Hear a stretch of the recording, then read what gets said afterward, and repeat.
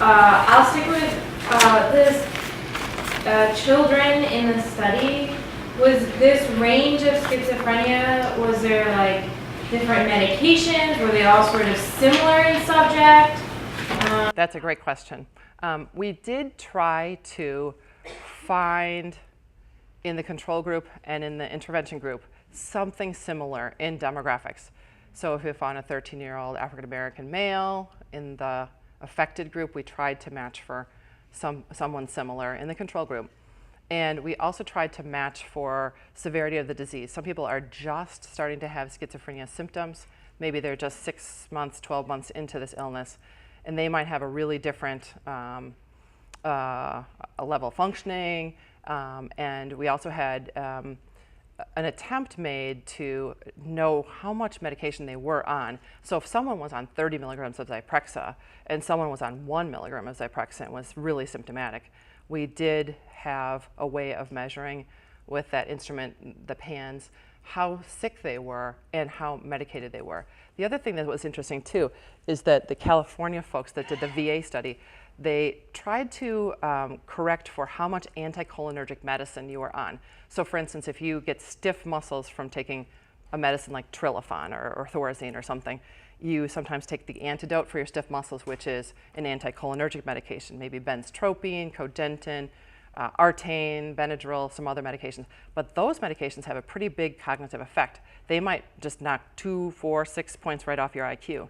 So we did try to correct for the anticholinergic load, which has been shown to have a pretty big relationship with like speed of processing.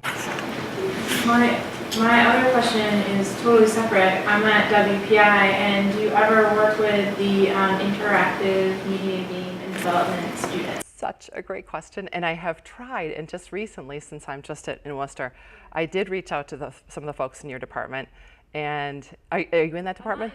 I'm a librarian there, but we work with all the departments, so I know some people in that department, so I just was wondering. Well, let's talk, maybe. That would be a great... That sounds like a great student project, and they have so many of them, so... Yeah, that would be an outstanding student project. And again, the students, you know, the kids at WPI, they can already like code with one hand tied behind their back. And so they're exactly the kind of people who are gamers, digital natives, who can sort of, you know, help me over the gulf of what's lost in translation to someone like me. Thanks. We'll talk. Anyone else? Yeah, in the back. So I'm guessing a placebo game for some of these potential. We should have called you. Yeah, for some of these tasks that you have. One guess I would come up with for possibly a targeting or a move to a sound or something would be something like a first-person shooter. Right. Because that's you have to pick the gun up and target it and then shoot.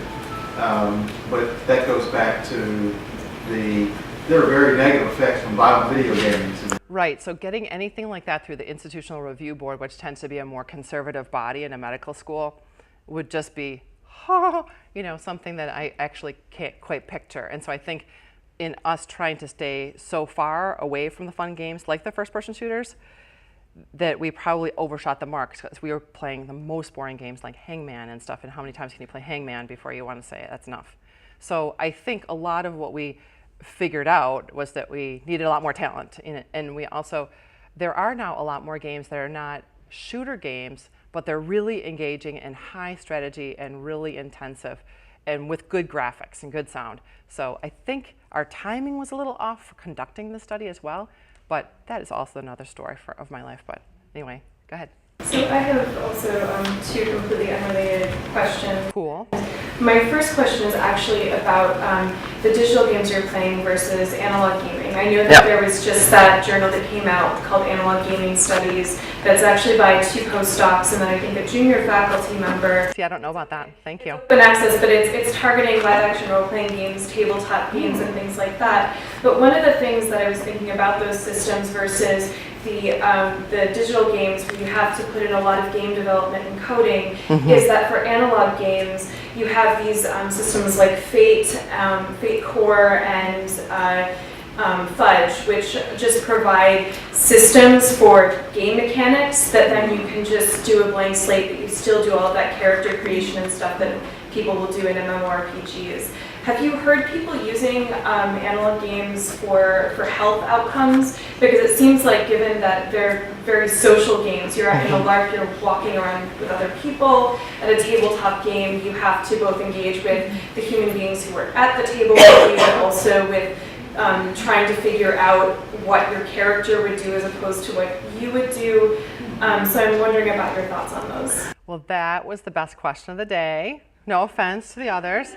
I mean, so I think definitions. So massively multiplayer online role-playing games. You said that really fast, right? Have people heard of that before? Okay, good. And we're cool, yeah. Warcraft, World of Warcraft, yeah. So there are also these tabletop games, Dungeons and Dragons people when I was little. Now it's Magic Card people, and a lot of other role-playing games, right? Can you give me a couple of other examples? World of Darkness, classic, but also new World of Darkness. The big core is modular, so they have just the system and the book, but then you can buy this one. I just bought this one called The Secret of Cats, which is... Secret of Cats, you heard it here. It's about cats fighting darkness to save humans. Oh, thank God, yeah. It looks great. Yeah, that's it. But like, so there's a lot of creativity, and there are a lot of indie games that are designed for specific use cases like shock, social science fiction, a bunch of these little niche games where they're game developers who put in a lot of work and effort into things that are completely analog. But I think that people who are millennials are using it, people who are older are using it, and so you have multiple generations that are playing this set of games. And so yeah, it's interesting. I was asked to review like a board game, and it was a board game about how to get therapists to get someone to talk about their feelings, which is inherently hard for kids to just talk about a feeling word, name a feeling and discuss it. So I am kind of a big believer in kind of old school, puppets, Legos. That was the tools of the trade a long time ago.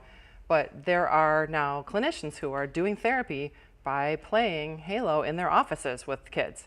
And as kind of horrific as that sounds maybe to insurance companies or whatever, you can also see so much about a child's reaction time, how cooperative they are in play, how quickly they catch on to the rules just changed, which is not all that different from what we do in schizophrenia land, which is doing the Wisconsin card sort test, which is to see if we change the rules of the game, how quickly will you catch on, and will you be able to figure out the new pattern?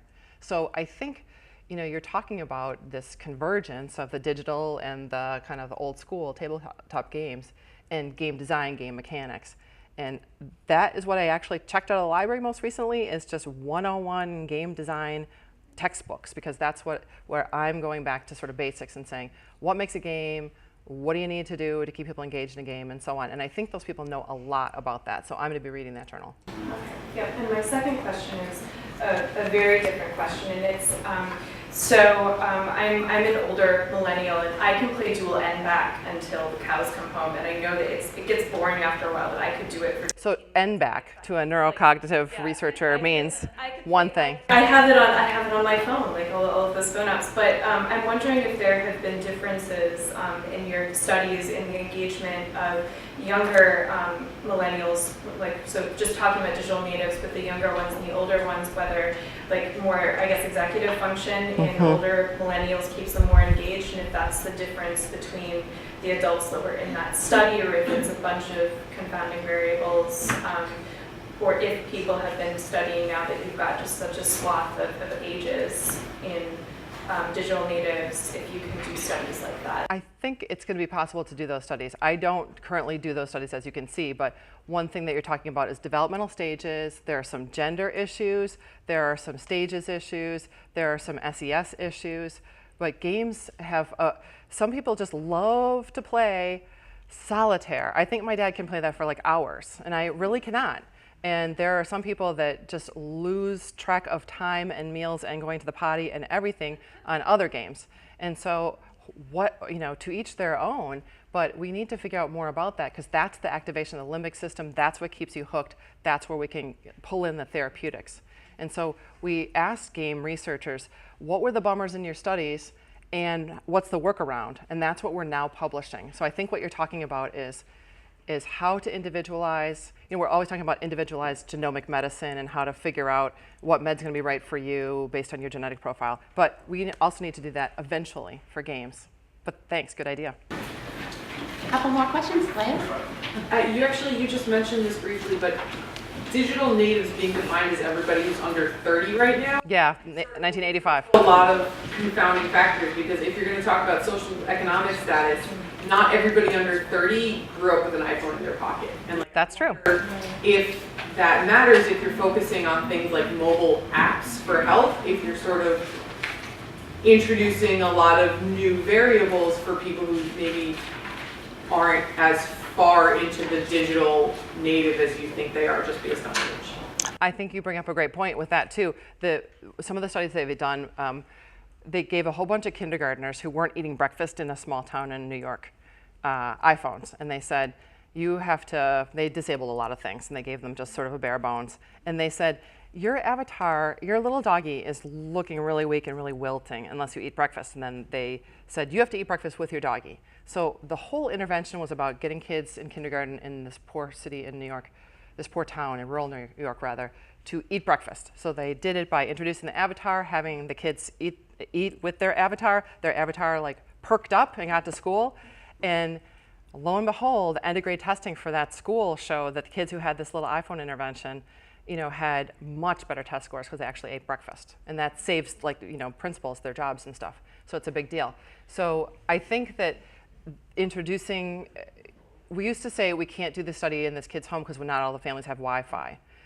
And we used to be able to say, I'm not sure that this mobile game is really fair. It's not social justice, social equity. We can't distribute this game because some people are going to be so ahead of the curve with the technology and so far behind. But some people have done some workarounds with that and just supplied the technology for kids. And the catching up time from the kids who've never had the exposure to the exposure is so much shorter than you'd think, that there is some kind of equalizer about kids. I mean, when my little baby girl was born, it didn't take her long to figure out the swipe of the iPad. That was like one of the first few motions of life now. So I think it's changing really fast. But I hear what you're saying about the taking into consideration the SES and the access to the technology. That's a really big deal. Did they try Tamagotchis first? The iPhone experiment sounds exactly like what those were. Yeah, exactly. But they spent much more money on this one. Okay, one more question? Yes, sir. When you were doing the video games with the kids, I was wondering if you talked with the kids about what they thought was fun, or maybe what kind of games they wanted to play, or how the game could be changed to make it more fun, or what, just what would be fun, or what did they think was fun in a video game? We did quite a bit of that, sort of the focus group, key informant interview, what do you think? We did that with parents, without parents, with other peers in the room, and by themselves. We got really different answers, of course, in those conditions. Kids do have a lot of really good ideas about how to make things better.